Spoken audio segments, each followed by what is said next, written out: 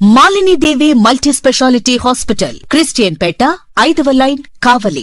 Doctor Guttipati Malinidevi, MBBS, MS, OBGY, కాన్పులు మరియు గర్భకోశ వ్యాధి నిపుణులు.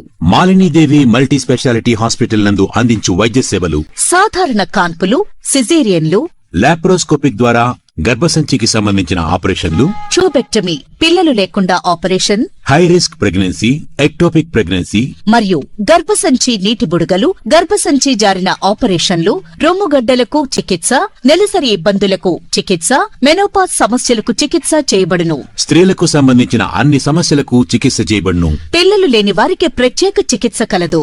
ముఖ్య గమనిక: మా హాస్పిటల్ నందు కాన్పోయిన తరువాత తల్లి బిడ్డను ఉచితంగా మా వాహనంలో క్షేమంగా ఇంటికి చేర్చబడును. మా హాస్పిటల్స్ ప్రత్యేకతలు: ICU, lab, AC and non AC rooms, 24 గంటలు మెడికల్ షాప్, ప్రతి రూమ్ నందు వేడి నీటి సదుపాయం కలదు.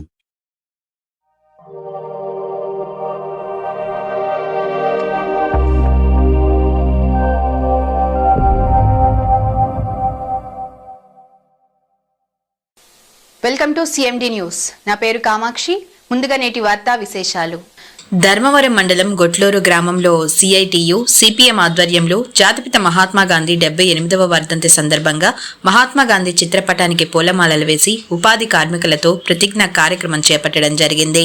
ఈ కార్యక్రమంలో సిఐటియు నాయకులు ఎల్ ఆదినారాయణ, జంగమన్న, ఉపాధి కార్మికులు పాల్గొన్నారు. ఈ ఉపాధి హామీ చట్టానికి సంబంధించిన పేరు ఈబీ రామ్జీ అని చెప్పి మహాత్మా గాంధీ పేరు ఉన్న దాన్ని ఈబీ రామ్జీ అని చెప్పి మార్చి బీజేపీ ప్రభుత్వం దాన్ని నాశనం చేయడానికి కోసం పూనుకోవడంతో ఈరోజు మొత్తం అంతా వ్యవసాయ కూలీలందరినీ కలుపుకొని ఈ వ్యవసాయ ఉపాధి హామీ పథకాన్ని కొనసాగించాలా. ఇది ఈరోజైతే ఏదైతే పేరుందో, మహాత్మా గాంధీ పేరుందో, ఆయన పేరునే కొనసాగించాలా.